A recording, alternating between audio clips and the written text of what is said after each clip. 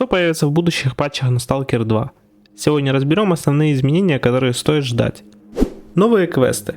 В прошлом видео я разобрал полностью патч 1.6 и ветку задания от Гонты.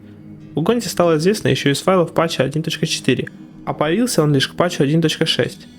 В патче 1.5.3 в файлах нашли упоминание КПК Черепа, правда пока неизвестно, долговца СТЧ или наемника СЗП.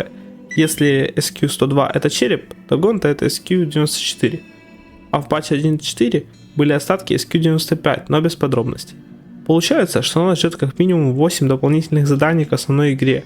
А теперь в одном из будущих патчей 1.7 или 1.8 на Затон вернется Ной.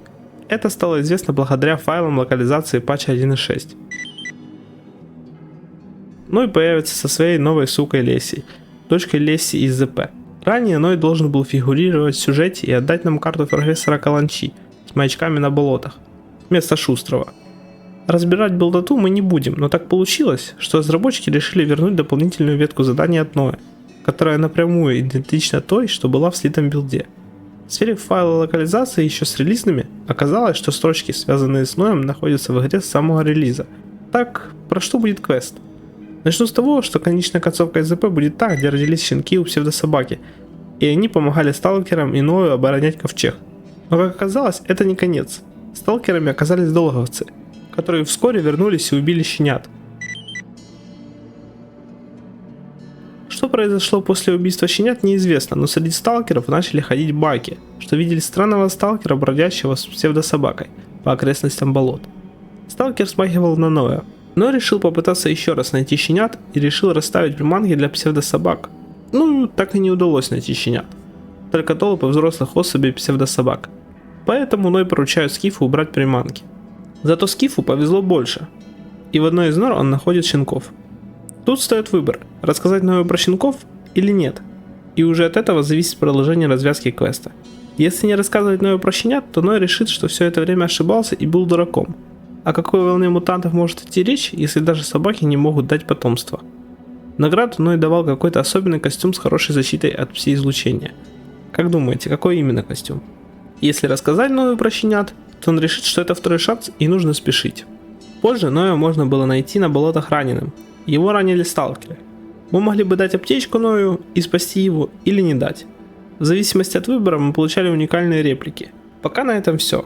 Возле ковчега Ноя в этом месте должна была быть будка, а нора со щенками находилась здесь. Но сейчас вместо щенков тут рюкзак с хабарчиком. Интересная деталь, что приманкой для псевдособак выступала колбаса. Многие могли пропустить, но в Зов Припяти, когда мы набираем команду для похода в путепровод, то можно рассказать Зулусу про сумасшедшего Ноя. Зулус же расскажет, что раньше знал Ноя, и он был хорошим бойцом. Даже успел пострелять мутантов с ним плечо к плечу. Поэтому можно предположить, что Ной был в прошлом долговцем, и даже стал сумасшедшим благодаря пси-эмбриону. А подробнее о DLC мы поговорим уже в следующих роликах. Неизвестно, успеют ли разработчики до конца года выпустить сразу два крупных патча, но шансы никогда не равны нулю. Правда, у разработчиков сейчас в приоритете релиз игры на PS5 и оптимизация игры через обновление движка до версии 5.5.4.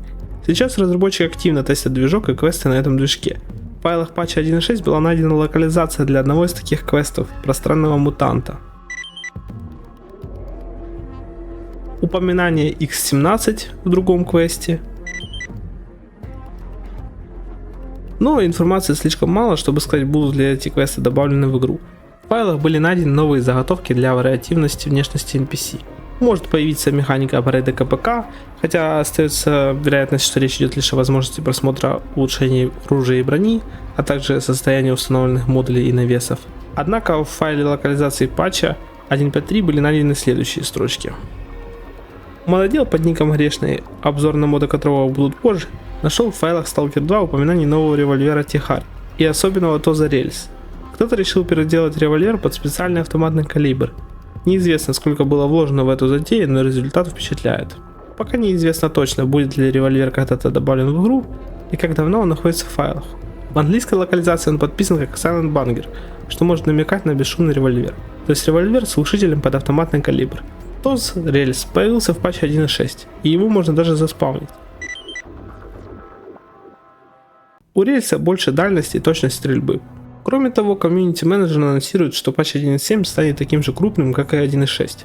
В него не войдет обновление движка, но зато совсем скоро разработчики будут готовы поделиться более конкретными подробностями. В том числе намекнули на новые правки в балансе. Уже есть хорошие новости по поводу обновления движка, и на следующей неделе разработчики добавят больше модов на Xbox. Обновление Alive и прочие доработки, новые погодные пресеты, такие как туман, увеличат продолжительность дня, появится упрощенный вариант фоторежима, как в Metro Exodus, новая сложность Master, благодаря которой, скорее всего, переработают систему сна, выносливость и энергетики. Кроме нового оружия в игру добавят бинокли, пока непонятно, будет ли отдельный слот для него, какие разновидности будут, поэтому ждем дизер бинокля, как это было с ПНВ. Насчет тепловизионного прицела один из тестеров обмолвился в комментариях, мол, хорошо было бы, если бы в игру добавили тепловизионный прицел. Судя по всему, он не появится в ближайшем патче. Если вы изучали слитый билд игры, то могли заметить, что была заготовка для тепловизионного прицела. Это возможно узнать, если в спавнере заспавнить себе в инвентарь все прицелы и внимательно их рассмотреть. Тем не менее, на Дете использовать его возможности не было. В релизе тепловизор все еще можно найти, на базе Варта на химзаводе в виде неиспользуемого предмета. Из плюсов здесь финальная модель предмета, которая в целом соответствует иконке из билда и концептам.